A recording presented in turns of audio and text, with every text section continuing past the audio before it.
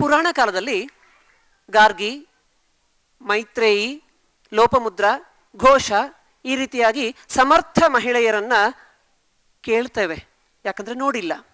ಬಹುಶಃ ನಮ್ಮ ಕಾಲಘಟ್ಟದಲ್ಲಿ ಶ್ರೀಮತಿ ಆರತಿಯವರು, ಡಾಕ್ಟರ್ ಆರತಿ ವಿ.ಬಿ., ಸಂಸ್ಕೃತಿ ಚಿಂತಕರು, ಚೇರ್ಪರ್ಸನ್ ವಿಭು ಅಕಾಡೆಮಿ, ಬಹುಶಃ ಪುರಾಣ ಕಾಲದಲ್ಲಿ ಅಂತಹ ಧೀಮಂತ ಮಹಿಳೆಯರಿದ್ರೆ ಈ ಕಾಲದಲ್ಲಿ ಶ್ರೀಮತಿ ಆರತಿ ಅಂಥವರು ಅಂತಹ ಧೀಮಂತ ಮಹಿಳೆಯ ಸಾಲಿಗೆ ಸೇರುವಂಥವರು.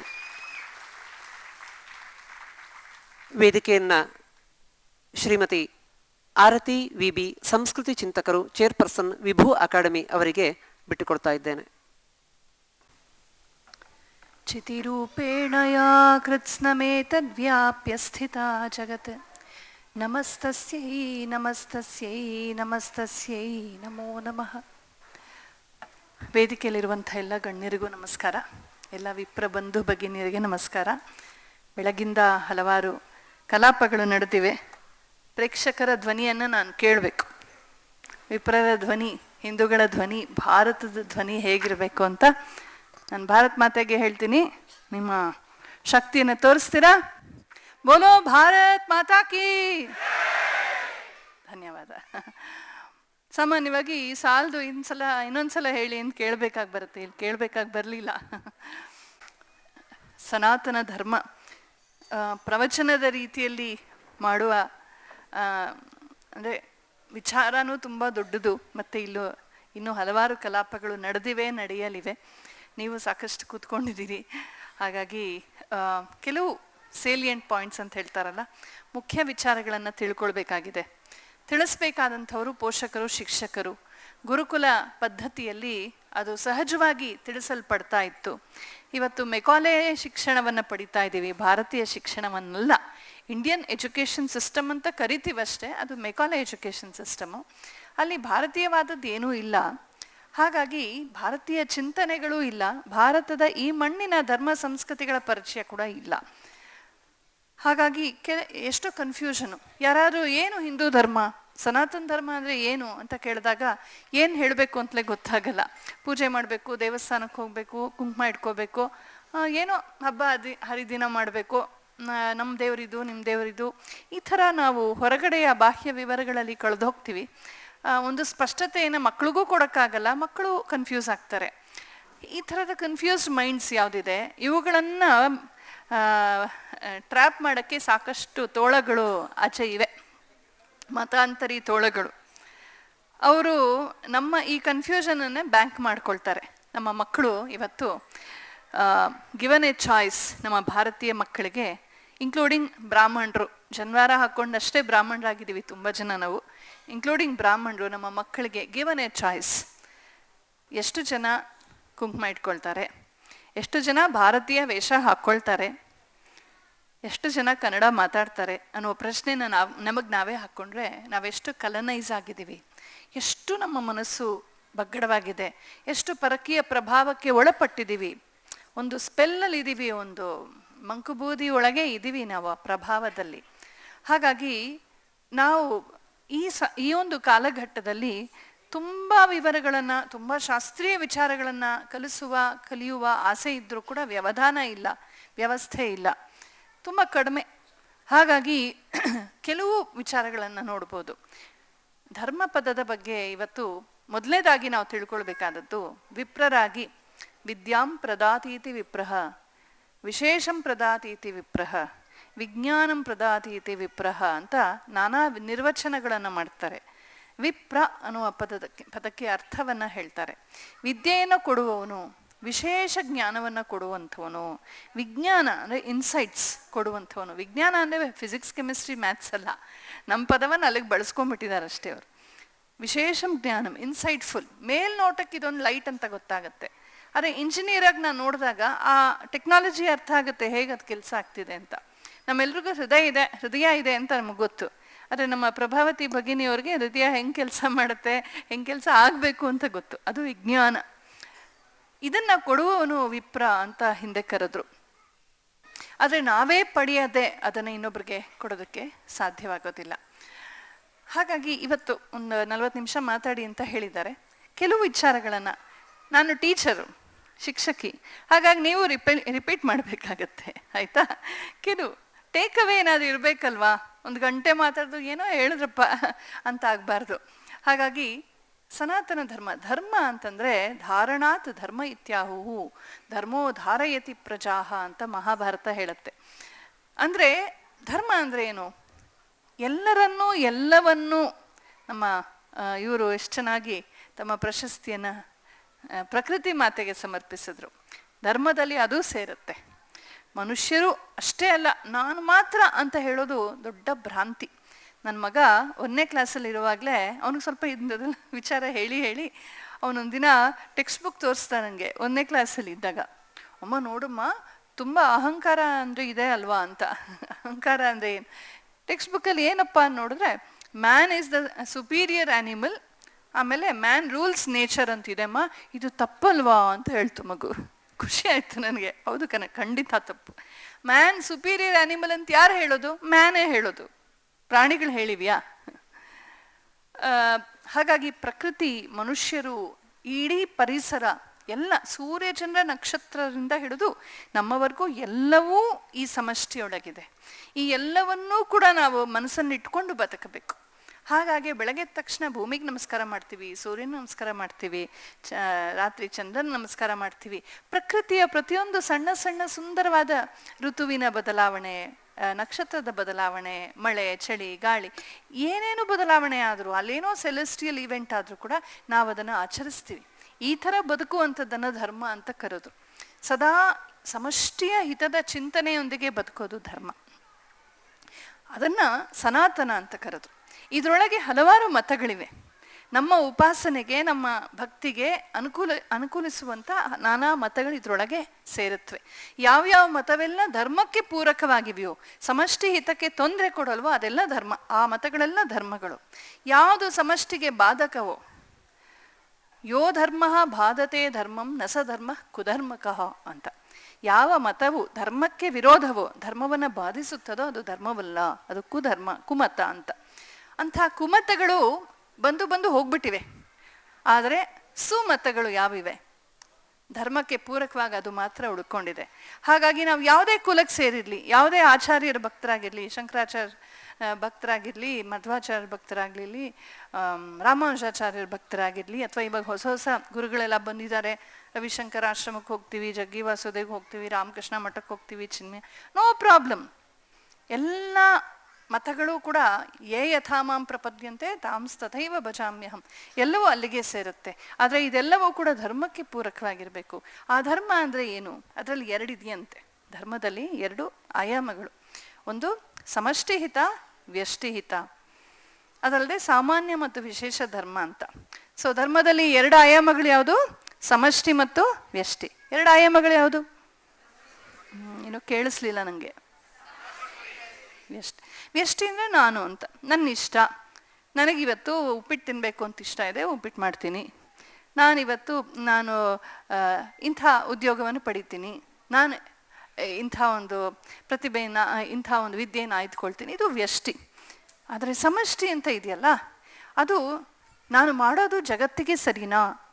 ನಾನು ಸಿಗರೆಟ್ ಸೇದ್ತೀನಿ ಅಂತ ಹೇಳ್ತೀವಿ, ಆದರೆ ಆ ಸಿಗರೆಟ್ ಸೇದೋದ್ರ ಮೂಲಕ ಮಿಕ್ಕವ್ರಿಗೆ ಎಷ್ಟು ತೊಂದರೆ ಆಗುತ್ತೆ ಅನ್ನೋ ಸಮಷ್ಟಿಯ ಕಲ್ಪನೆ ಇದ್ದಾಗ ನಾವು ಆ ವ್ಯಷ್ಟಿಯನ್ನು ಕೈ ಬಿಡ್ತೀವಿ.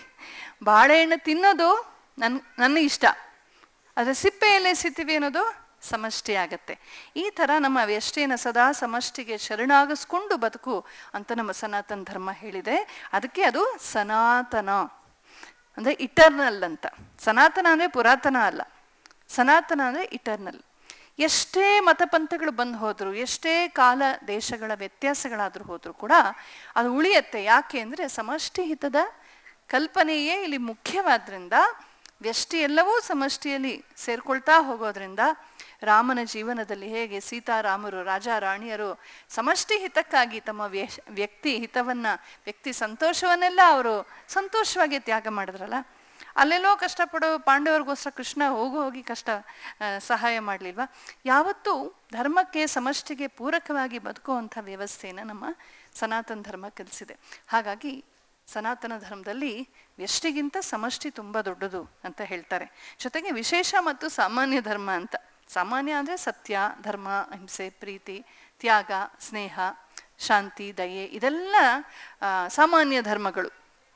ವಿಶೇಷ ಧರ್ಮ ಅಂತಂದರೆ ತಾಯಿ, ಮಾತೃಧರ್ಮ, ಪಿತೃಧರ್ಮ, ಶಿಕ್ಷಕ ಧರ್ಮ. ಇಲ್ಲಿ ನನಗೆ ವಕ್ತೃಧರ್ಮ 40 ನಿಮಿಷ ಮಾತಾಡಿ ಅಂತ ಹೇಳಿದ್ದಾರೆ. 40 ನಿಮಿಷ ದಾಟಿದ್ರೆ ಟೈಮ್ ನೋಡ್ಕೊಳ್ತಾರೆ, ಏನಪ್ಪ ಇವರು ಅಂತ. ವಕ್ತೃಧರ್ಮ ನಾನು ಪಾಲಿಸ್ಬೇಕು ಅದನ್ನು. ನಿಮ್ಮದು ಶ್ರೋತೃಧರ್ಮ, ಆಯೋಜಕರದೊಂದು ಧರ್ಮ ಇರುತ್ತೆ. ಆಮೇಲೆ ಅಲ್ಲಿ ಯಾರೋ ಕಾಫಿ ತಯಾರು ಮಾಡ್ತಿರ್ತಾರೆ, ಅವ್ರದ್ದೊಂದು ಧರ್ಮ ಇರುತ್ತೆ. ಎಲ್ಲರದ್ದು ಒಂದು ಧರ್ಮ ಇರುತ್ತೆ. ನಾನು ಇಲ್ಲಿ ಬಂದಿದ್ದೀನಿ, ನನ್ನ ಮಗನ ನಮ್ಮ ಮನೆಯವ್ರು ನೋಡ್ಕೊಳ್ತಾ ಇದ್ದಾರೆ ಮನೆಯಲ್ಲಿ.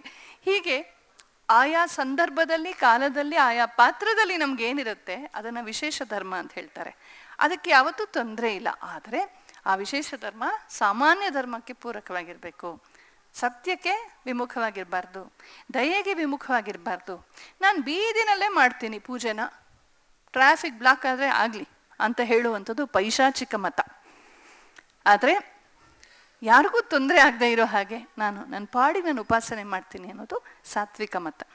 ಈ ಥರ ಸನಾತನ ಧರ್ಮ ನಮ್ಮ ದೇಶದ ಮೇಲೆ ಎಷ್ಟೆಷ್ಟು ಅನರ್ಥಗಳು, ಅನ್ಯಾಯಗಳು, ಎಷ್ಟು ಆಕ್ರಮಣಗಳು, ಎಷ್ಟು ಹತ್ಯಾಕಾಂಡಗಳೇ ನಡೆದು ಹೋದರೂ ಕೂಡ ಅದನ್ನೇ ಯೋಚನೆ ಮಾಡ್ಕೊಂಡು ಆ ಹ್ಯಾಂಗ್ ಓವರಲ್ಲಿ ಇರಲಿಲ್ಲ. ನಾವು ಮುಂದೆ ಹೋದ್ವಿ. ನಾವು ಒಂದೇ ದಿನ ಪಾಕಿಸ್ತಾನ್ ಮತ್ತು ಭಾರತ ಈ ಸ್ವಾತಂತ್ರ್ಯ ದಿನವನ್ನು ಆಚರಿಸ್ಕೊಳ್ತೀವಿ. ಅವರು ಆ ದ್ವೇಷದ ಹ್ಯಾಂಗ್ ಓವರಲ್ಲೇ ಇದ್ದಾರೆ. ಎಲ್ಲವನ್ನ ಕಿತ್ಕೊಂಡು ಅನ್ಯಾಯ ಮಾಡಿ ಎಲ್ಲ ಮಾಡಿಯೂ ಕೂಡ ದ್ವೇಷದಿಂದ ಆಚೆ ಬರಲಿಲ್ಲ. ಇವತ್ತು ಭಿಕ್ಷಾಪಾತ್ರೆ ಇಟ್ಕೊಂಡು ಕೂತಿದ್ದಾರೆ. ನಮ್ಮ ದೇಶದ ಮೇಲೆ ಎಷ್ಟೆಲ್ಲ ಒಳಗೆ ಆಂತರಿಕ ಬಾಹ್ಯದ ಶತ್ರುಗಳು ಏನೆಲ್ಲ ಅನರ್ಥ ಮಾಡಿದ್ರು ಕೂಡ ಅದೆಲ್ಲದರ ಮಧ್ಯದಲ್ಲೂ ಕೂಡ ನಾವು ಗುರಿಯತ್ತ, ಸಮಷ್ಟಿಯತ್ತ ದೃಷ್ಟಿ ಇಟ್ಟಿದ್ದರಿಂದ ಅದು ನಮ್ಮ ಸನಾತನ ಧರ್ಮ ನಮ್ಗೆ ಆ ಶಕ್ತಿ ಕೊಟ್ಟಿದೆ.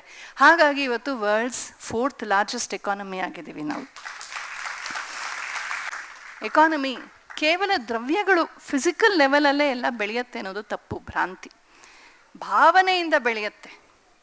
ಈಗ ಯಾರೋ ಒಬ್ರು ಪರಿಸರಕ್ಕೆ ಕೆಲಸ ಮಾಡ್ತಾ ಇದ್ದಾರೆ ಅಂದರೆ ದುಡ್ಡಿದೆಯಪ್ಪ ಮಾಡಿದ್ರು ಅಂತಲ್ಲ, ಮಾಡಬೇಕು ಅನ್ನೋ ಭಾವ ಬಂತಲ್ಲ, ಆ ಭಾವದಿಂದ ಎಲ್ಲ ಶುರುವಾಗತ್ತೆ. ಹಾಗಾಗಿ ಸನಾತನ ಧರ್ಮ ನಮ್ಗೆ ಯಾವಾಗಲೂ ಒಂದು ಭಾವನಾತ್ಮಕವಾಗಿ ಸಮಷ್ಟಿ ಹಿತವನ್ನು ಕೋರುವಂಥದ್ದನ್ನು ಕಲಿಸುತ್ತೆ. ಕೆಲವರೆಲ್ಲ ಹೇಳ್ತಾರೆ, ಈ ಬ್ರಾಹ್ಮಣರು ಎಲ್ಲ ವಿದ್ಯೆ ಅವರೇ ಇಟ್ಕೊಂಡ್ಬಿಟ್ರು, ಈ ಗಾಯತ್ರಿ ಮಂತ್ರ ಎಲ್ಲ ಅವರೇ ಹೇಳ್ಕೊಂಡ್ಬಿಟ್ರು ಅಂತ. ಸ್ವಲ್ಪ ನೋಡಿ, ಗಾಯತ್ರಿ ಮಂತ್ರ ಏನು ಹೇಳುತ್ತೆ? ಧಿಯೋ ಯೋ ನಃ ಪ್ರಚೋದಯ ಆತ, ನಮ್ಮೆಲ್ಲರ ಧಿಯಃ ಅಂತ ಅಂದ್ಬಿಟ್ರು.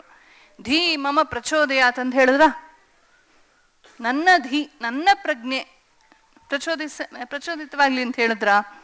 ಧಿಯಃ ನಃ ಬಹುವಚನದಲ್ಲಿ ಹೇಳಿದ್ದಾರೆ.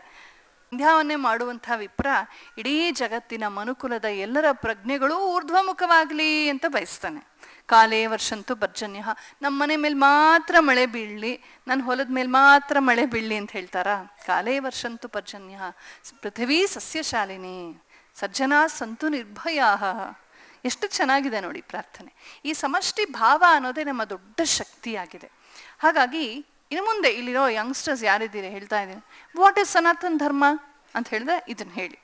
ಸನಾತನ ಧರ್ಮ ಅಂದರೆ ಸಮಷ್ಟಿ ಹಿತ ಸಾಧಿಸುವಂಥ ಒಂದು ವೈಶ್ವಿಕ ದೃಷ್ಟಿಕೋನ. ನನ್ನ ಜೊತೆ ಹೇಳ್ತೀರಾ? ಸಮಷ್ಟಿ ಹಿತವನ್ನು ಸಾಧಿಸುವಂತಹ ವೈಶ್ವಿಕ ದೃಷ್ಟಿಕೋನ. ಯಾಕೋ ವಾಲ್ಯೂಮ್ ಕಡಿಮೆ ಆಗೋಯ್ತು, ವಿಪ್ರದ್ದು ಯಾಕೋ ವಾಲ್ಯೂಮ್ ಕಡಿಮೆ. ಮತ್ತೆ ಇನ್ನೊಂದ್ಸಲ ಹೇಳೋಣ. ಸನಾತನ ಧರ್ಮವೆಂದರೆ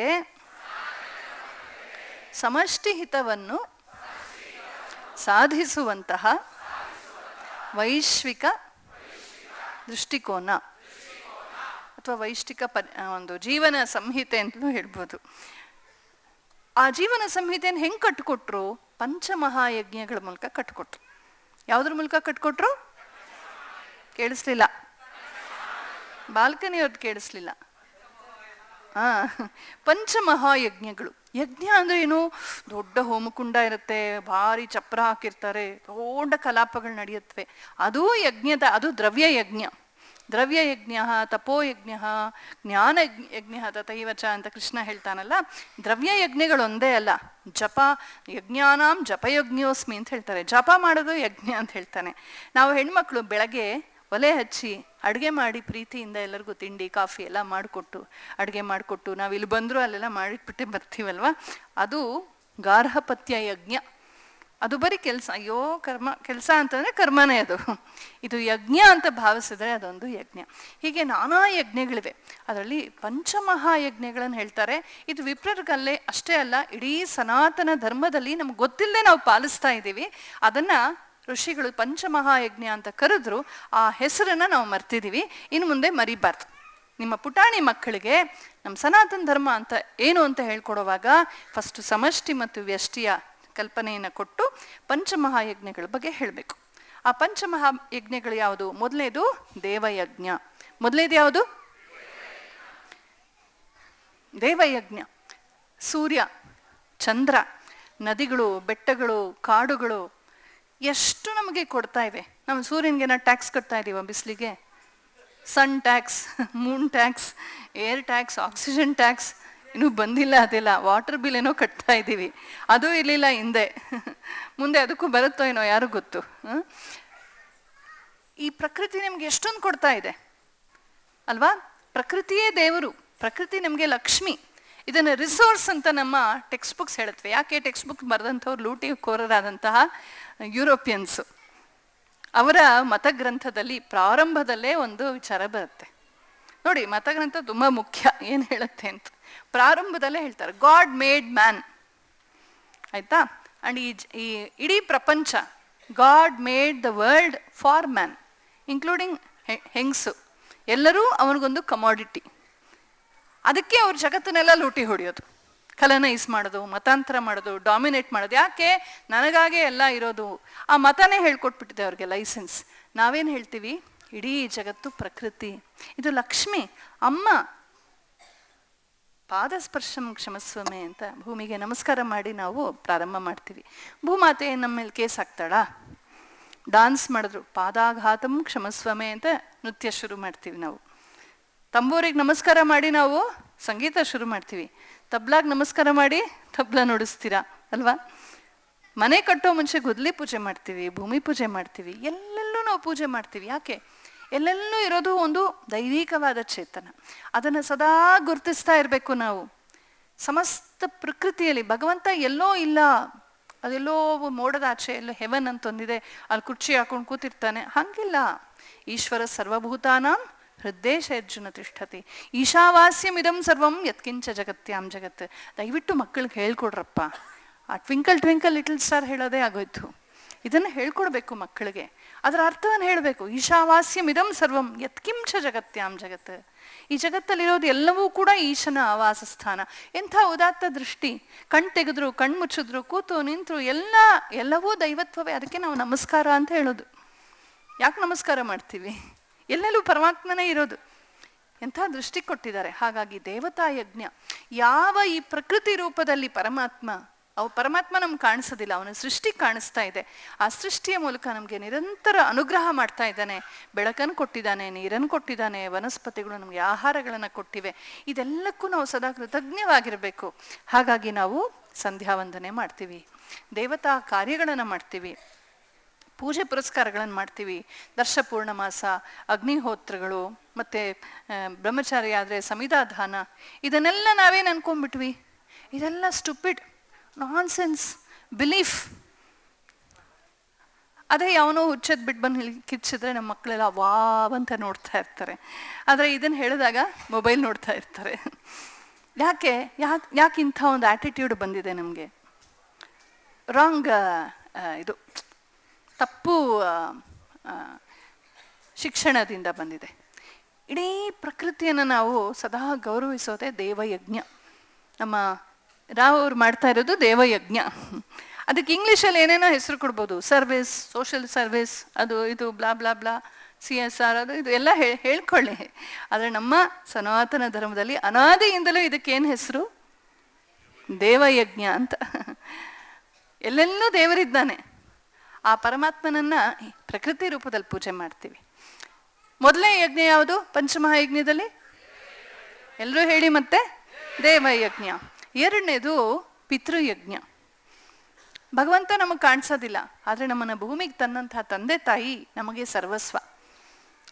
ನಾವು ಹುಟ್ಟಿ ಎಷ್ಟು ಕಾಟ ಕೊಡ್ತೀವಿ ಅಲ್ವಾ?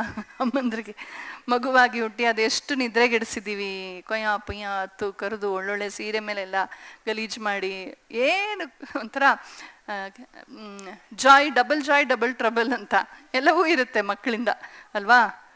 ಯಾರೋ ಹೇಳ್ತಾ ಇದ್ರು ತುಂಬ ಚೆನ್ನಾಗಿ, ಮನೆಯೇ ದೇವರಯ್ಯ, ಮನೆಯೇ ಮಂದಿರವಯ್ಯ, ಪತಿಯೇ ದೇವರಯ್ಯ ಅಂತಾರೆ. ಮಕ್ಕಳು ಏನೋ ಹಂಗಾರೆ ಅಂತ, ಮಕ್ಕಳೇ ಗಂಟೆಗಳಯ್ಯ ಅಂತ ಡನ ಡನ ಡನ ಅಂತ ಶಬ್ದ ಮಾಡ್ತಾ ಇರುತ್ತೆ. ಮಕ್ಕಳು ಬೇಕು ಅಂತ ತಪಸ್ ಮಾಡಿ ವ್ರತ ಮಾಡಿ ಪಡ್ಕೊಳ್ತೀವಿ. ಪಡ್ಕೊಂಡಾದ್ಮೇಲೆ ಈ ಥರ ಸಭೆಯಲ್ಲಿ ಯಾರ್ಯಾರು ಮಕ್ಕಳನ್ನ ಕರ್ಕೊಂಬಂದಿದ್ರೆ ಅವ್ರಿಗೆಲ್ಲ ನಾನು ಹೇಳೋದು ಅರ್ಥವಾಗತ್ತೆ. ಸ್ವಲ್ಪ ಹೊತ್ತು ಕಾಣಿಸ್ಲಿಲ್ಲ ಮಗು, ಸೈಲೆಂಟಾಗಿ ಕೂತಿದೆ ಅಂದ್ರೂ ಭಯ, ಇಲ್ಲೇ ಓಡಾಡ್ತಾ ಇದ್ರೆ ಅಯ್ಯೋ ಏನು ಗಲಾಟೆ ಮಾಡುತ್ತೆ. ಹಾಗೇ ಅದು ಅಲ್ವಾ? ಒಟ್ನಲ್ಲಿ ಇದಿಷ್ಟನ್ನು ಕೂಡ ಯಾವುದೇ ತಂದೆ ತಾಯಿ ಸಂತೋಷವಾಗಿ ಸಹಿಸ್ತಾರೆ. ಯಾಕಪ್ಪ ಈ ಮಗು ಹುಟ್ಟು ಅಂತ ಖಂಡಿತ ಹೇಳಲ್ಲ.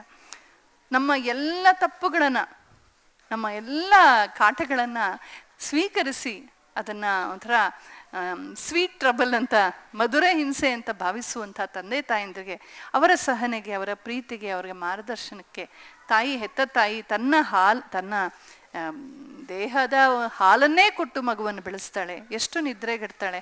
ತನ್ನ ಯೌವನವನ್ನ, ತನ್ನ ಸೌಂದರ್ಯವನ್ನ, ಫಿಗರನ್ನ ಎಲ್ಲವನ್ನ ಪಕ್ಕಕ್ಕಿಟ್ಟು ನಮ್ಗೆ ಅದೆಲ್ಲವನ್ನ ಧಾರೆ ಎರೆದು ನಮ್ಮನ್ನ ಬೆಳೆಸ್ತಾಳೆ. ತಂದೆ ಆಗ್ಲಿ ತಾಯಿ ಆಗ್ಲಿ ಎಷ್ಟು ಮಾಡ್ತಾರೆ ನಮಗೋಸ್ಕರ. ಸಂಸ್ಕಾರ ಕೊಡ್ತಾರೆ, ವಿದ್ಯೆ ಕೊಡ್ತಾರೆ, ಎಲ್ಲ ಮಾಡ್ತಾರೆ. ಬಟ್ ಈ ನಡುವೆ ಇನ್ನೊಂದು ತಪ್ಪು ಮಾಡ್ತಾರೆ, ಅಮೆರಿಕಕ್ಕೆ ಕಳಿಸ್ಬಿಡ್ತಾರೆ. ಇಲ್ಲಿ ಓಟ್ ಹಾಕೋಕ್ಕೆ ಬಾಂಗ್ಲಾದೇಶದಿಂದ ಬರ್ತಾರೆ.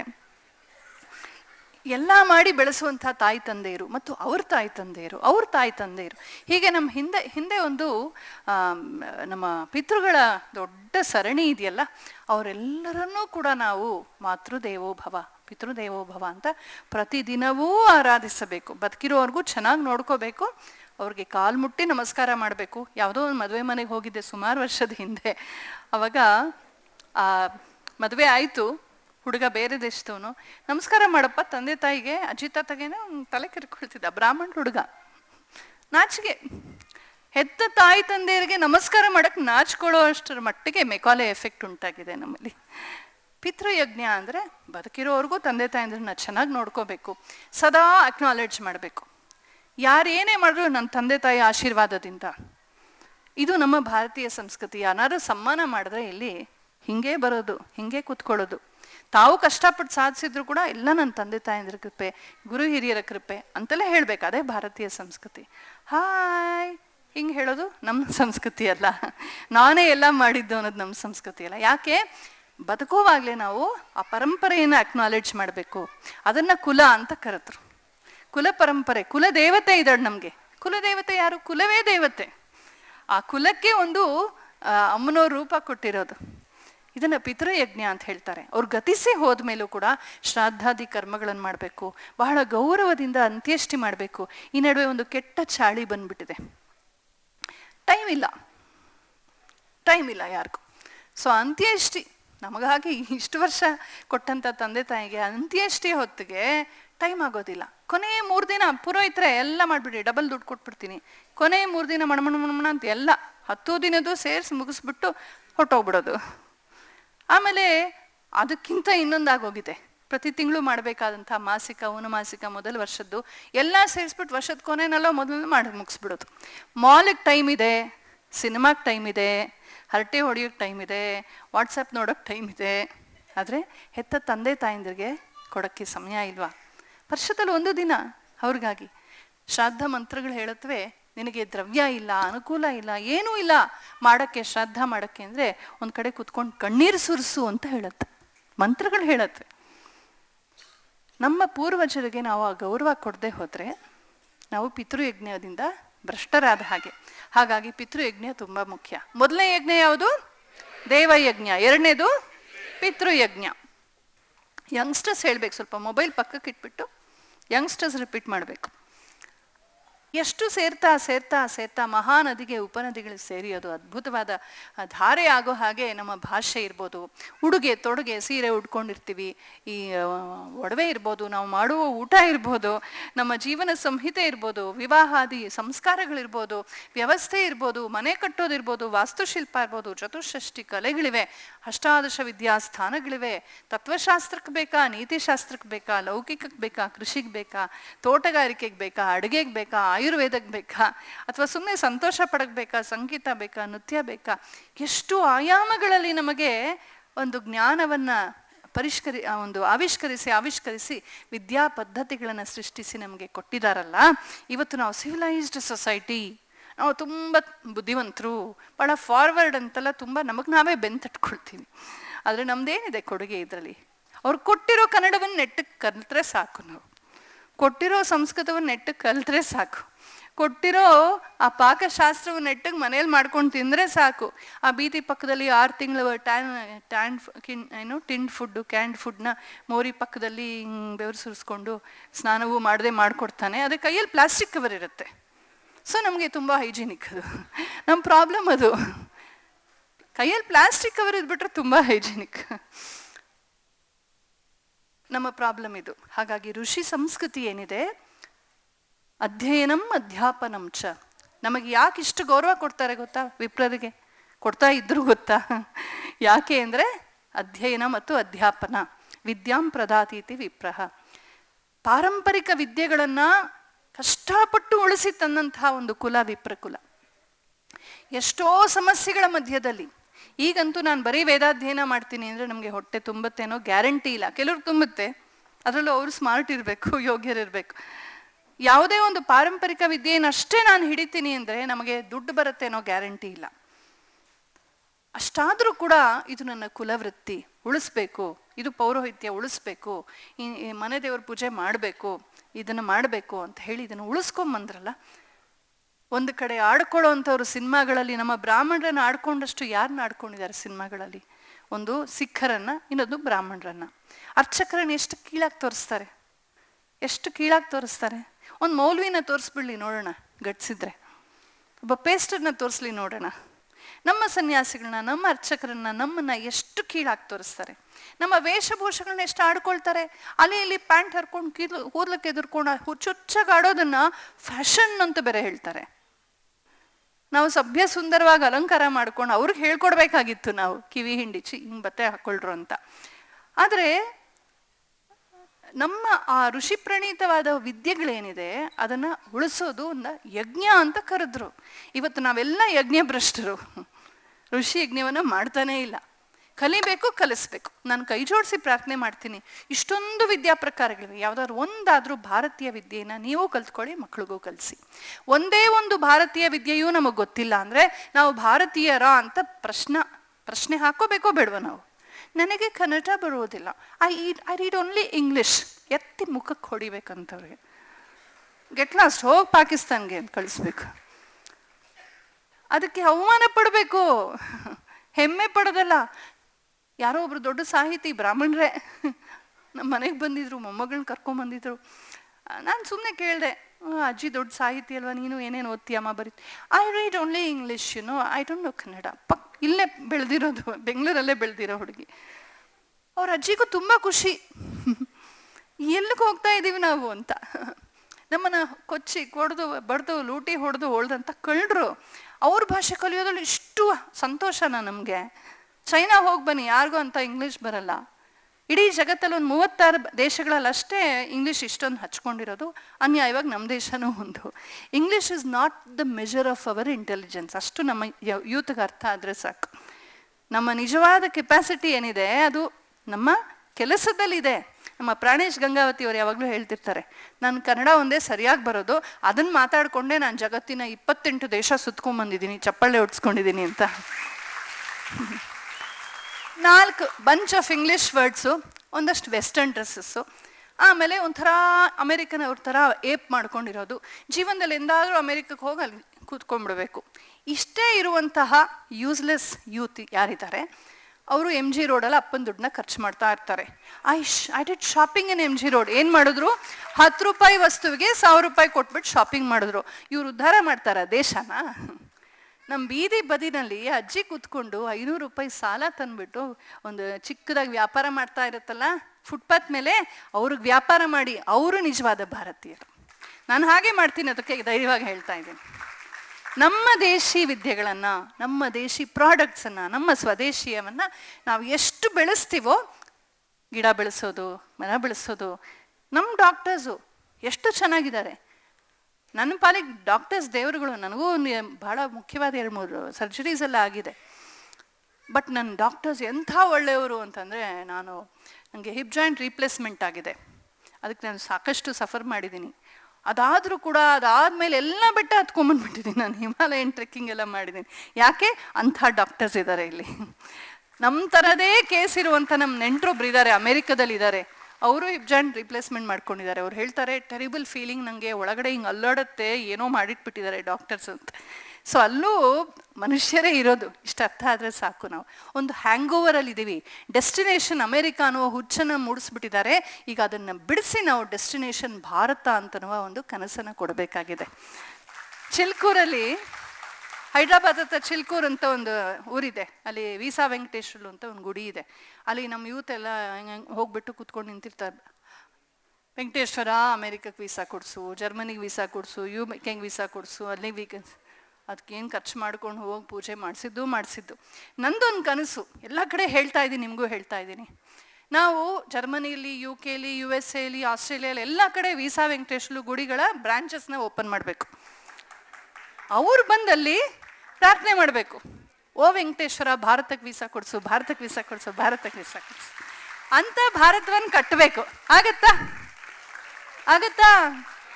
ಏನು ಕೇಳಿಸ್ಲಿಲ್ಲ. ಆಗತ್ತಾ? ಮನಸ್ಸು ಮಾಡಬೇಕು. ಅಂತ ಭಾರತವನ್ನು ಕಟ್ಟೋ ಕನಸನ್ನು ನಾವು ಕಾಣಬೇಕು. ಇವತ್ತು ಆಗ್ತಾ ಇದೆ. ಒಳ್ಳೆ ಪ್ರಧಾನಮಂತ್ರಿ ಬಂದಿದ್ದಾರೆ, ಒಳ್ಳೆ NSA ಇದ್ದಾರೆ, ಒಳ್ಳೆ ಟೀಮ್ ಇದೆ. ಈಗ ಟೀಮ್ ಭಾರತ ಆಗಿದ್ದೀವಿ. ಮತ್ತು ನಾವು ವಾಪಸ್ ನಮ್ಮ ದೇಶ ನೋಡಿ, ಸರ್ ಎಂ ವಿಶ್ವೇಶ್ವರಯ್ಯನವರು, ಅವರ ತಾಯಿ ವೆಂಕಟಲಕ್ಷ್ಮಮ್ಮ, ಅವರ ಊರಲ್ಲಿ ಕುಡಿಯೋರಿಗೆ ತುಂಬ ಕಷ್ಟ ಇತ್ತಂತೆ. ಆಗ ಈ ಪುಟ್ಟ ಹುಡುಗ, 6-7 ವರ್ಷದ ಪುಟ್ಟಾಣಿ ಹುಡುಗ, ಜ್ವರ ಬಂದು ತುಂಬ ಕಷ್ಟ ಆಯ್ತಂತೆ, ಮನೇಲಿ ನೀರಿಲ್ದೆ. ಆಗ ಆ ತಾಯಿ ವೆಂಕಟಲಕ್ಷ್ಮಮ್ಮ ಆ ಪುಟ್ಟ ಮಗು ವಿಶ್ವೇಶ್ವರಯ್ಯನ ಪುಟ್ಟ ಕೈಯನ್ನು ತನ್ನ ಕೈಯಲ್ಲಿ ಇಟ್ಕೊಂಡು ಹೇಳ್ತಾಳೆ, ಮಗು ನೀನು ದೊಡ್ಡವನಾದ್ಮೇಲೆ ಏನು ಮಾಡ್ತೀಯೋ ಗೊತ್ತಿಲ್ಲ, ನಮ್ಮ ಇಡೀ ಹಳ್ಳಿಗೆ ನೀರು ತರ್ತೀನಿ ಅಂತ ಮಾತು ಕೊಡು ಅಂತ. ನೋಡಿ, ಇದು ಬೀಜಾಂಕುರ. ತಾಯಿ ಹೇಳಿದ ಮಾತಿಗೆ ಮಾತು ಕೊಡ್ತಾನಲ್ಲ ಆ ಮಗು. 6 ವರ್ಷದ ಮಗು ವಿಶ್ವೇಶ್ವರಯ್ಯ ಯೋಚನೆ ಮಾಡ್ದ, ನನ್ನ ಊರಿಗೆ ಹೇಗೆ ನೀರು ತರಲಿ ಅಂತ. ದ ಮೇಕಿಂಗ್ ಆಫ್ ವಿಶ್ವೇಶ್ವರಯ್ಯ ಅಂತಾರಲ್ಲ ಹಾಗೆ. ಹಾಳಾದಿ ಹಳ್ಳಿ ಕೊಟ್ಬಿಟ್ರು ನಮ್ಮ ಅಪ್ಪ ಅಮ್ಮ ಅಂತ ಎಲ್ಲರೂ ಶಾಪ ಹಾಕ್ಬಿಟ್ಟು, ನೀನು ಮೊದಲು ಅಮೇರಿಕಕ್ಕೆ ಹೋಗ್ಬಿಡು, ಪಕ್ಕದ ಮನೆಯವ್ರು ಹೋದ್ರು, ಮುಂದ್ಗಡೆ ಹೋದ್ರು, ಅವ್ರು ಹೋದ್ರು, ನಾನು ಬರ್ತೀನಿ ಬಾಣಂತನ ಮಾಡೋಕ್ಕೆ. ಈ ಥರ ಅಲ್ಲ. ಈ ದೇಶಕ್ಕೆ ಬಾ, ಮಕ್ಕಳಿಗೆ ಹೇಳಿ. ನನ್ನ ಕಸಿನ್ಸು ಸೇರಿದಾಗ ಎಲ್ಲರ ಮನೇಲೂ ಎಲ್ಲ ಅಲ್ಲಿಗೆ ಹೋಗಿ ಕೂತಿದ್ದಾರೆ.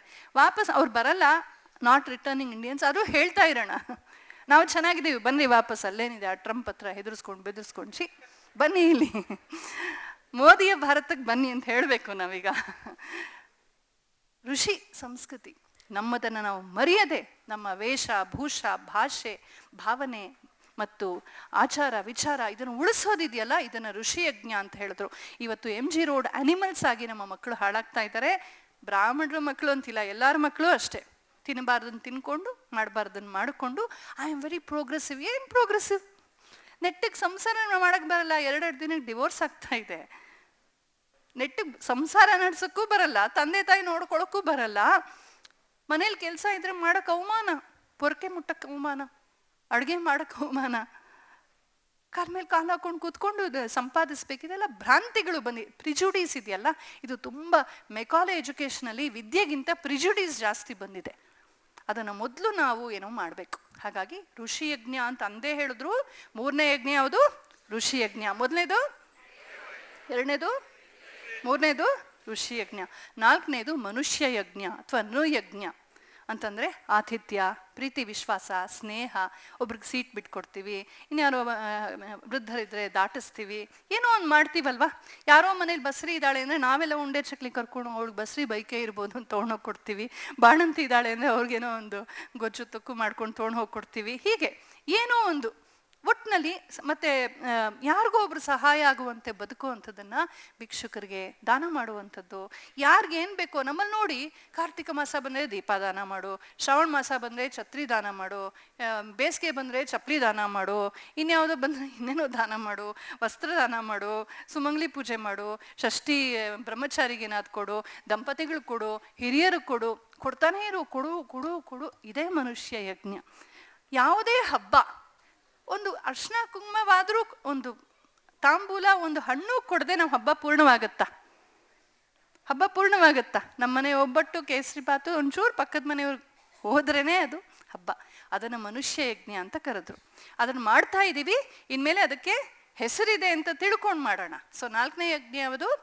ಮನುಷ್ಯ ಯಜ್ಞ. ಕೊನೆ ಯಜ್ಞ ಯಾವುದು? ಭೂತ ಯಜ್ಞ. ಭೂತ ಅಂತಂದರೆ ಜೀವಿಗಳು, ಪಶು ಪಕ್ಷಿ ಪ್ರಾಣಿಗಳು, ಕೀಟಗಳು. ನಾನು ಹಿಂಗೆ ಒಬ್ಬರು ಪಕ್ಷಿ ವಿಜ್ಞಾನಿಯ ಮಾತು ಕೇಳ್ತಾ ಇದ್ದೆ. ಅವ್ರು ಹೇಳಿದ್ರು ಒಂದು ಮಾತು, ರೋಮಾಂಚಕವಾದ ಮಾತು. ನಮ್ಮ ಇಡೀ ಭೂಮಂಡಲದ 85%, 85% ಕಾಡುಗಳನ್ನು ನಿರ್ಮಾಣ ಮಾಡಿರೋದು ಯಾರು ಅಂತಂದರೆ ಪಕ್ಷಿಗಳಂತೆ. ಒಂದು ಚಪ್ಪಾಳೆ ಪಕ್ಷಿಗಳಿಗೆ ತಟ್ಟಣ. ಒಂದು ವ್ಯಕ್ತಿಗೆ 14 ಮರ ಇದ್ದರೆ ತುಂಬ ಆರೋಗ್ಯವಾಗಿರ್ತೀವಿ ಅಂತ ಹೇಳ್ತಾರೆ. ಆದರೆ ಇವತ್ತು ಅರ್ಬನೈಸ್ಡ್, ನಾವು ಅರ್ಬನ್ ಡೆವಲಪ್ಡ್ ಅಂತ ಹೇಳ್ತೀವಲ್ಲ, ಇವತ್ತು ಯಾವ ಸ್ಥಿತಿಗೆ, ನಾನು ಹಿಂಗೆ ಓದಿದ್ದು ಸ್ಟ್ಯಾಟಿಸ್ಟಿಕ್ಸು, ಸರಿ ತಪ್ಪು ಇರ್ಬೋದು, 7 ಜನ ಮನುಷ್ಯರಿಗೆ 1 ಮರ ಇದೆಯಂತೆ ಇವತ್ತು. ಇದು ಪ್ರೋಗ್ರೆಸ್ಸಾ ಅಂತ ನಾನು ಕೇಳ್ತೀನಿ.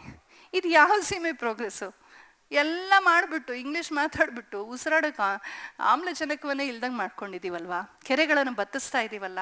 ಕೆರೆಗಳನ್ನು ಎಂಕ್ರೋಚ್ ಮಾಡ್ತಾರಲ್ಲ, ಅವರು ಡಿಗ್ರಿ ಎಲ್ಲ ವ್ಯರ್ಥ ಅಂತ ಹೇಳಲ್ವಾ ನೀವು? ಪಾಪ ಅವ್ರು ಹೋಗಿ ಜಗಳ ಆಡಿ ಬಿಡಿಸ್ಬೇಕಾ? ಇವತ್ತು ಎಲ್ಲಿ ನೋಡಿದ್ರು ಬೆಂಗಳೂರಲ್ಲಿ ಮಳೆ ಬಂದ್ಬಿಟ್ರೆ ಎಲ್ಲ ಮುಳುಗೋಗ್ಬಿಡುತ್ತೆ. ಯಾಕೆ? ಮಳೆ ಬಂದು ಮುಳುಗೋಗಿದ್ದಲ್ಲ, ಅಲ್ಲಿ ಮೊದಲೇ ನೀರೇ ಇದ್ದಿದ್ದು, ಕೆರೆ ಇದ್ದಿದ್ದು. ಕೆರೆ ತನ್ನನ್ನು ತಾನು ರೀಕ್ಲೈಮ್ ಮಾಡ್ಕೊಳ್ತಾ ಇದೆ. ಹಾಗಾಗಿ ಪಶು ಪಕ್ಷಿ ಪ್ರಾಣಿಗಳನ್ನು, ಕೀಟಗಳನ್ನು ಎಲ್ಲವನ್ನೂ ಕೂಡ ನಾವು ಸದಾ ಭಾವಿಸ್ಬೇಕು. ಅವುಗಳಿಗೆ ನಾವು ಮೊದಲೆಲ್ಲ ನಮ್ಮ ಎಲ್ಲರ ಮನೆ ಮುಂದೆ ಒಂದು ಸಣ್ಣ ತೊಟ್ಟಿ ಇರ್ತಿತ್ತು. ಕಲ್ಲಿನ ತೊಟ್ಟಿಯಲ್ಲಿ ನೀರು ಇಡ್ತಾ ಇದ್ವಿ ಅಲ್ವಾ, ಆಕಳಿಗೆ, ನಾಯಿಗಳಿಗೆ, ಪಶು ಪಕ್ಷಿಗೆ ಕುಡಿಯೋದಕ್ಕೆ ಅಂತ. ಇವಾಗ ಫ್ರಂಟ್ ಎಲಿವೇಶನ್ ಹಾಳಾಗ್ಬಿಡತ್ತೆ, ಅದೆಲ್ಲ ಮಾಡಲ್ಲ ನಾವು. ವಾಟ್ಸಪ್ಪಲ್ಲಿ ತುಂಬ ಹೇಳ್ತೀವಿ, go eco friendly blah blah blah, ಇಂಗ್ಲೀಷಲ್ಲಿ ಹೇಳೋಕ್ಕಷ್ಟೇ ಅದು, ಆದರೆ ಮಾಡೋಕ್ಕಲ್ಲ. ನಾವು ಹಾಕೊಳ್ತಿದ್ದ ಬಟ್ಟೆ ಕೂಡ ಅಷ್ಟೇ ಸಿಂಥೆಟಿಕ್ ಇರ್ತಾ ಇರಲಿಲ್ಲ. ನೂಲು ಮತ್ತು ನಮ್ಮ ರೇಷ್ಮೆ, ಉಣ್ಣೆ, ಯಾವುದು ಪ್ರಕೃತಿಯೊಂದಿಗೆ ಅಕಸ್ಮಾತ್ ನಾವು ಎಸೆದ್ರು ಬೆರ್ತು ಹೋಗುತ್ತೋ. ಒಂದು ಬಟ್ಟೆ ಹಳೇದಾದರೆ ಅದರ ಮಗುಗೆ ಕೆಳಗೆ ಹಾಸ್ತಾ ಇದ್ವಿ, ಇನ್ನೂ ಹಳೇದಾದರೆ ಮನೆ ಒರೆಸ್ತಾ ಇದ್ವಿ, ಇನ್ನೂ ಹಳೇದಾದರೆ ಅಂಗಳ ಒರೆಸ್ತಾ ಇದ್ವಿ, ಕೊನೆವರೆಗೂ ಬಳಸ್ತಿದ್ವಿ. ಇವತ್ತು ಸಾರಿಸೋ ಬಟ್ಟೆನ ಕೊಂಡ್ಕೊಂಬರೋ ಸ್ಥಿತಿಗೆ ಬಂದ್ಬಿಟ್ಟಿದ್ದೀವಿ ನಾವು. Problem of plenty. ದ್ರವ್ಯಗಳ ಬಗ್ಗೆ ನಮಗೆ ಗೌರವನೇ ಇಲ್ಲ. ಯಾರ್ದೋ ಮನೆ ಮದುವೆ ಮನೆಗೆ ಹೋಗಿ ಅದ್ವಾ ತದ್ವಾ ಹಾಕ್ಕೊಂಡು ಅರ್ಧ ತಿಂದು ಮುಕ್ಕಾಲೆಸ್ತು, ಅರ್ಧ ತಿಂದು ಅರ್ಧ ಎಸ್ತು ಬರ್ತೀವಿ. ನಾವೆಲ್ಲ ಎಜುಕೇಟೆಡ್ಡು. ಆದರೆ ನಮ್ಮ ಹಿಂದಿನವರು ಎಲೆನಲ್ಲಿ ತಿಂತಾಯಿದ್ರು, ಮಿಕ್ಕಿದ್ದನ್ನು ಎಲೆ ಸಮೇತವಾಗಿ ಅದನ್ನೆಲ್ಲ ಇರುವೆಗಳಿಗೆ, ಪ್ರಾಣಿಗಳಿಗೆ, ಆಕಳಿಗೆ ಎಲ್ಲ ಹಾಕೋರು. ಏನನ್ನೂ ವೇಸ್ಟ್ ಮಾಡ್ತಾ ಇರಲಿಲ್ಲ. ಯಾರಪ್ಪ ಎಜುಕೇಟೆಡು? ಅವರಲ್ಲಿದ್ದ ಭೂತ ಯಜ್ಞದ ಭಾವ ಇದೆಯಲ್ಲ, ಗೋಗ್ರಾಸ ಕೊಡೋದು, ಆನೆ ಕೊಡೋದು, ನಾಯಿಗಳು ಕೊಡೋದು, ಬೆಕ್ಕುಗಳು ಕೊಡೋದು, ಎಲ್ಲರಿಗೂ ಕೊಟ್ಟು. ನಮ್ಮ ಪಂಚಮಹಾಯಜ್ಞದ ಶಾಸ್ತ್ರಗಳು ಹೇಳುತ್ತವೆ, ಯಜಮಾನನಾದಂಥವನು ಎಲ್ಲರಿಗೂ ಊಟ ಬಡಿಸಿ, ಮನೇಲಿರೋ ರೋಗಿಗಳು, ಬಾಣಂತಿಯರು, ವಯಸ್ಸಾದವರು, ಮಕ್ಕಳು, ಅತಿಥಿಗಳು ಎಲ್ಲರಿಗೂ ಬಡಿಸಿ ಆದಮೇಲೆ ತಾನು ಊಟ ಮಾಡೋ ಮುಂಚೆ ಇನ್ನೊಂದ್ಸಲ ಆಚೆ ಹೋಗಿ ನೋಡ್ಬೇಕಂತೆ, ಅನಾಥ್ ಬಿಟ್ಬಿಟ್ನಾ ಅಂತ, ಆಮೇಲೆ ಊಟ ಮಾಡಬೇಕು ಅಂತ. ಇವತ್ತು ನಾವು ಸತ್ಯನಾರಾಯಣ ಪೂಜೆ ಮಾಡಿಬಿಟ್ಟು ಈ ಮನೆಯವ್ರಿಗೆ ಸಾಲಲ್ಲ ರೀ, ಮೊದಲೇ ಒಂದು ಬಕೆಟ್ ಕಳಿಸ್ಬಿಡಿ ಮನೆಗೆ, ಸತ್ಯನಾರಾಯಣ ಪ್ರಸಾದ ಎಲ್ಲ ಗೋಡಂಬಿ ದ್ರಾಕ್ಷಿ ಎಲ್ಲ ಮೇಲೆ ಹಾಕ್ಬಿಟ್ಟು ಕಳಿಸ್ಬಿಡಿ. ಎಷ್ಟು ವ್ಯತ್ಯಾಸ ಆಗಿದೆ. ಮೊದಲೆಲ್ಲ ಹೋಮ ಹವನ ಪೂಜೆ ಪುರಸ್ಕಾರ ಈ ಥರದ ಒಂದು ಸಮಾವೇಶ ಆಯಿತು ಅಂದರೆ ಮನೇಲಿ ಬೇಗ ಬೇಗ ಮಾಡಿಟ್ಟು ಬೇಗ ಬಂದುಬಿಟ್ಟು ಹೂ ಕಟ್ಟೋದು, ತೋರಣ ಕಟ್ಟೋದು, ಕೆಲಸ ಮಾಡೋದು ಎಲ್ಲ ಮಾಡ್ತಾಯಿದ್ರು. ಹೌದೋ ಅಲ್ವೋ? ಇವತ್ತು ಬೆಳಗ್ಗೆ 10 ಗಂಟೆಗೆ ಹೋಮ ಪೂಜೆ ಅಂತಂದರೆ 12 ಗಂಟೆ ಮೇಲೆ ಮನೆಯಿಂದ ಹೊರಡೋದು. ಪೂರ್ಣಾವತಿಗೆ ಬಂದರೆ ಸಾಕು, ಪೂರ್ಣಾವತಿಗೆ ಹಿಂಗೆ ಅಂದ್ಬಿಟ್ಟು ಹೋಗಿ ಪ್ರಸಾದದ ಕ್ಯೂಯಲ್ಲಿ ನಿಂತ್ಕೊಂಡ್ಬಿಡೋದು. Macaulay effect. ಇದನ್ನು ನಾವು ಬದಲಾಯಿಸಬೇಕು. ಹಿಂದೂ ಧರ್ಮ ಅಂತಂದ್ರೆ ಈ ಪಂಚಯಜ್ಞಗಳನ್ನು ಮಾಡಿದ್ರೆ ಮಾತ್ರವೇ ನಾವು ನಿಜವಾದ ಅರ್ಥದಲ್ಲಿ ಸನಾತನ ಧರ್ಮೀಯರು. ಇಷ್ಟು ಮಾಡಿದ್ರೆ ಸಾಕು, ನಮ್ಮ ದೇಶದ ಎಲ್ಲ ಸಮಸ್ಯೆಗಳು ಸರಿ ಹೋಗುತ್ತೆ ಅನ್ಸುತ್ತೆ. ಋಷಿ ಯಜ್ಞವನ್ನು ಮಾಡಿದ್ರೆ ನಮ್ಮ ದೇಶ, ವೇಷ, ಭಾಷೆ, ಭಾವನೆ, ಸಂಸ್ಕೃತಿ ಎಲ್ಲ ಉಳಿಯುತ್ತೆ. ತಂದೆ ತಾಯಂದ್ರನ್ನ ಚೆನ್ನಾಗಿ ನೋಡಿಕೊಂಡ್ರೆ ಅವರೂ ಚೆನ್ನಾಗಿರ್ತಾರೆ, ನಮಗೂ ಆಶೀರ್ವಾದ ಸಿಕ್ಕುತ್ತೆ. ಪಿತೃಯಜ್ಞ, ದೇವಯಜ್ಞ, ಮನುಷ್ಯಯಜ್ಞ, ಭೂತಯಜ್ಞ ಮತ್ತು ಋಷಿಯಜ್ಞಗಳನ್ನು ಮಾಡಿದ್ರೆ ಇಡೀ ದೇಶವೇ ಸಮೃದ್ಧವಾಗುತ್ತೆ. ಆಕ್ರಮಣ ಪೂರ್ವದ ಭಾರತದಲ್ಲಿ ಎಲ್ಲರೂ ಪಂಚಯಜ್ಞಗಳನ್ನು ಮಾಡ್ತಿದ್ರು, ಬರೀ ಬ್ರಾಹ್ಮಣರಲ್ಲ, ಎಲ್ಲ ಕುಲದವರು. ಆದರೆ ಇವತ್ತು ಮರ್ತ್ವಿ, ಮೆಕಾಲೆ ಸಿಸ್ಟಮ್, ಬರೀ ಲೂಟಿ ಹೊಡಿ, ವಾಟ್ ಡು ಐ ಗೇನ್, ನಾನೇನು ಸಿಕ್ಕತ್ತೆ, ನಾನೇನು ಕೊಡ್ಲಲಿ ಅನ್ನುವಾಗ ನಾವು ವಿಕಾಸವಾಗ್ತೀವಿ. ನನಗೇನು ಸಿಕ್ಕತ್ತೆ ಅಂದಾಗ ಸಂಕೋಚವಾಗ್ತೀವಿ. ಇವತ್ತು ನಾವು ಸಂಕೋಚವಾಗ್ತಿರೋದು AC ಡ್ರೀಮ್ ಕಾರಲ್ಲಿ, ಡ್ರೀಮ್ ಬಂಗ್ಲಾಲ್ ಕೂತ್ಕೊಂಡು ಅಳುತ್ತಾ ಡಿಪ್ರೆಷನ್ ಹೋಗೋದು ಯಾಕೆ ಗೊತ್ತಾ? ಬರೀ ಹೋರ್ಡಿಂಗ್. ಕೊಡೋದೇನೂ ಇಲ್ಲ, ಕೊಡಬೇಕು. ಕೊಟ್ಟಾಗ ನಾವು ತುಂಬ ಸಂತೋಷವಾಗಿರ್ತೀವಿ. ಈ ಪಂಚಮಹಾಯಜ್ಞಗಳನ್ನ ನಮ್ಮ ಋಷಿಗಳು ಕಲಿಸಿದ್ದಾರೆ. ಒಂದ್ಸಲ ರಿವಿಷನ್ ಮಾಡಿಸಿದ ತಕ್ಷಣ ನಿಲ್ಲಿಸ್ಬಿಡ್ತೀನಿ, ಆಯ್ತಾ? ಮಾಡೋಣವಾ? ಪಂಚಮಹಾಯಜ್ಞಗಳಲ್ಲಿ ಮೊದಲನೇದು ಯಾವುದು? ಎರಡನೇದು ಪಿತೃಯಜ್ಞ, ಮೂರನೇದು ಋಷಿಯಜ್ಞ, ನಾಲ್ಕನೇದು, ಐದನೇದು ಭೂತಯಜ್ಞ. ಈ 5 ಯಜ್ಞಗಳನ್ನ ಯಥಾಶಕ್ತಿ ಯಥಾ ಪ್ರೀತಿ ಈ ಕ್ಷಣದಿಂದ ನಾವು ಮಾಡ್ತಾ ಬರೋಣ. ಇಲ್ಲಿಂದ ಹೊರಡುವಾಗ ನೋಡಿ, ಎಲ್ಲಾದ್ರೂ ಪ್ಲಾಸ್ಟಿಕ್ ಬಿದ್ದಿದ್ರೆ, ಕಸ ಬಿದ್ದಿದ್ರೆ, ಇದು ಆಡಿಟೋರಿಯಂ ಅವ್ರು ಮಾಡ್ತಾರೆ ಅಂತ ಅನ್ಕೋಬೇಡಿ. ಇದು ನನ್ನ ಭಾರತ, ನನ್ನ ದೇಶ, ನನ್ನ ನೀರು, ನನ್ನ ದ್ರವ್ಯಗಳು, ಯಾವುದು ವೇಸ್ಟ್ ಆಗಬಾರ್ದು ಅಂತ ಎಲ್ಲರೂ ಎಲ್ಲದಕ್ಕೂ ವಾಲಂಟಿಯರ್ಸ್ ಆಗಬೇಕು. ಆವತ್ತು ನಾವು ಅದನ್ನು ಮಾಡಿದ್ರೆ ಇನ್ನೊಬ್ರಿಗೆ ಹೇಳುವಂಥ ಒಂದು ಅಧಿಕಾರ ನಮಗೆ ಸಿಕ್ಕತ್ತೆ. ಹಾಗೆ ಭವ್ಯ ಭಾರತವನ್ನು ನಿರ್ಮಾಣ ಮಾಡೋಣ ಅಂತ ಹೇಳ್ತಾ ಯುವ ವಿಪ್ರ ವೇದಿಕೆಯವರ ಈ ಸಭೆಯಲ್ಲಿ ನನಗೆ ಒಂದು ಆಹ್ವಾನವನ್ನು ಕೊಟ್ಟಿದ್ದಕ್ಕಾಗಿ ಧನ್ಯವಾದಗಳು. ಇನ್ನೊಂದ್ಸಲ ಹೇಳೋಣ, ಬೋಲೋ ಸನಾತನ ಹಿಂದೂ ಧರ್ಮ ಕಿ, ಬೋಲೋ ಭಾರತ್ ಮಾತಾ ಕಿ. ನಮಸ್ಕಾರ. ಧರ್ಮದ ಒಳ ತಿರುಳುಗಳನ್ನು ಹೇಳಿ ಹೆತ್ತವರ ಮೇಲಿನ ಜವಾಬ್ದಾರಿಯನ್ನು ಹೇಳಿದ್ದಾರೆ ಶ್ರೀಮತಿ ಆರತಿಯಮ್ಮ ಅವರು. ಹೆತ್ತವರಿಗೆ ಹೆಮ್ಮೆ ಆಗೋ ಹಾಗೆ ಬದುಕಬೇಕಂತೆ. ಯಾಕೆ ಈ ಮಾತು ಅಂತ ಹೇಳಿದರೆ, ಆರತಿ ಮೇಡಮ್ ಮಾತಾಡ್ತಾ ಇದ್ರೆ ಅವರ ಮಾತೃಶ್ರೀಯವರು ಎದುರಿಗೆ ಕೂತಿದ್ದಾರೆ. ಎಷ್ಟು ಸಂತೋಷ ಆಗಬೇಡ ಜೀವಕ್ಕೆ, ನನ್ನ ಮಗಳು ಇಷ್ಟೊಂದು ವಿಚಾರವನ್ನು ತಿಳಿದು ಇಷ್ಟು ಜನರಿಗೆ ಹೇಳ್ತಾ ಇದ್ದಾಳೆ ಅಂತಲೇ ಹೇಳಿದರೆ ಹೆತ್ತವರಿಗೆ ಇದಕ್ಕಿಂತ ದೊಡ್ಡ ಭಾಗ್ಯ ಮತ್ತೊಂದಿಲ್ಲ. ಹೆತ್ತದ್ದಕ್ಕೂ ಸಾರ್ಥಕ ಆಯಿತು ಅನ್ನೋ ಹಾಗೆ ಬದುಕಬೇಕು ಅನ್ನೋದನ್ನು ಮಾದರಿಯಾಗಿ ತೋರಿಸಿದಂತಹ ಘನ ವ್ಯಕ್ತಿತ್ವ ಉಳ್ಳಂಥವರು ಇವತ್ತು ನಮ್ಮ ವೇದಿಕೆಗೆ ಬಂದು ಒಂದಷ್ಟು ಮಾತುಗಳನ್ನು, ಬೆಳಕಿನ ಕಿರಣಗಳನ್ನು ಹೇಳಿದ್ದಾರೆ. ಅವರಿಗೆ ಯುವ ವಿಪ್ರ ವೇದಿಕೆಯ ಪರವಾಗಿ ಗೌರವಪೂರ್ವಕ ಧನ್ಯವಾದಗಳನ್ನು ಅರ್ಪಿಸ್ತಾ ಇದ್ದೇವೆ ಮೇಡಮ್.